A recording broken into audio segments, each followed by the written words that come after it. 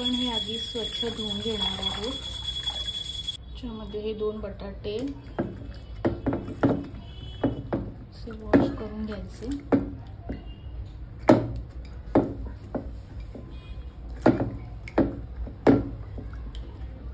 धुतलेले बटाटे आपण यात टाकायचे. यात आपण थोडंसं मीठ टाकणार आणि हा कुकर आता लावून घ्यायचा. आता हा कुकर मी लावला आहे. याच्या मी कमीत कमी 7 ते 8 शिट्ट्या करून घेणार.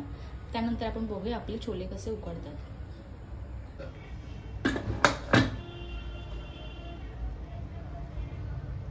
छोले असे घ्यायचे आणि ते प्रेस करून बघायचे. आता हे आपले छोले शिजले आहेत आणि हे छोले असे शिजले पाहिजे असे. आणि आता ह्याच्यासाठी लागणारं साहित्य बघा.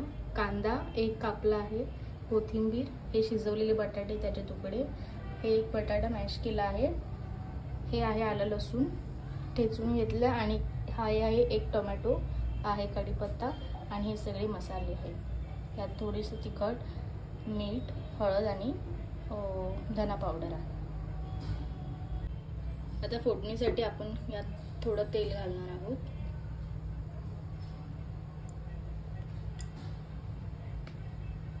आता आपण यात थोडीशी मोहरी आणि थोडंसं जिरं घालणार आहोत.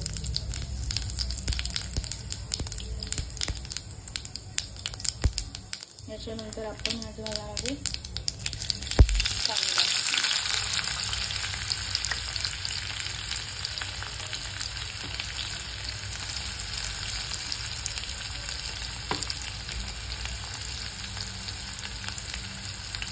हा कांदा 2 मिनिटं परतवून घ्यायचा.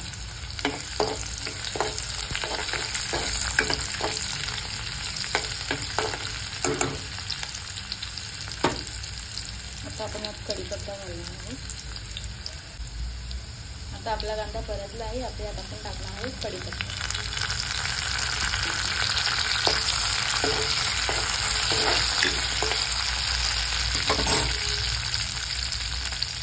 ही आहे आलं लसूण पेस्ट. आलं लसूण आपण तो ठेचून घेतला आहे, तो आपण टाकणार आहोत.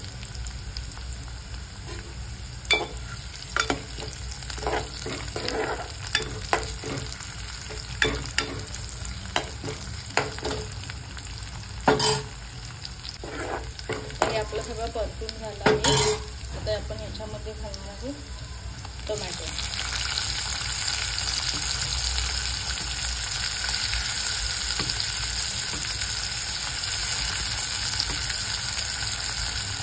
टोमॅटो आपण सगळं 5 ते 6 मिनिटं चांगलं परतवून घेणार. मस्त फोडणी.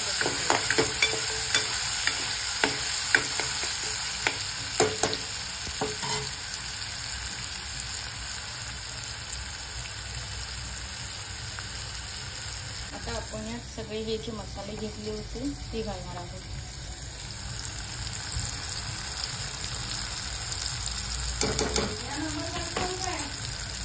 हे असं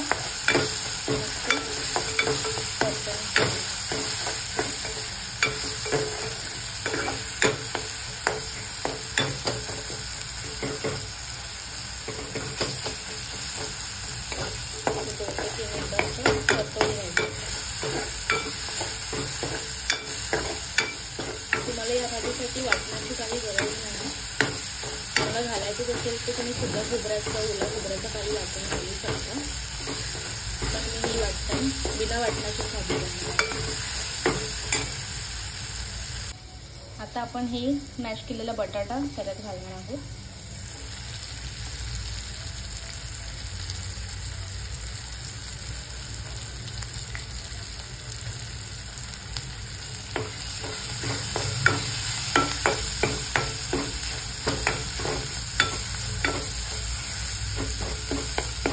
परतून घ्यायचं आणि हे छोले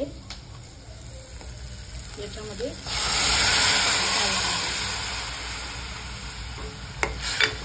मी भाजी पूर्ण कुकरमध्ये फोडणी दिली कारण मला अजून आता 2 ते 3 शिट्ट्या काढून घ्यायच्या, म्हणजे भाजीला मसाले व्यवस्थित लागतात.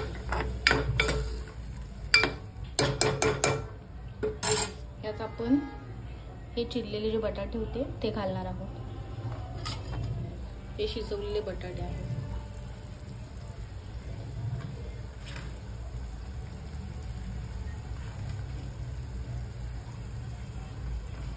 आणि वरून थोडीशी कोथिंबीर. आता कुकरचं झाकण लावून घ्यायचं आहे. थोडंसं ही भाजी अशी हलवून कुकरचं झाकण लावून 3 ते 4 शिट्ट्या करून घ्यायच्या.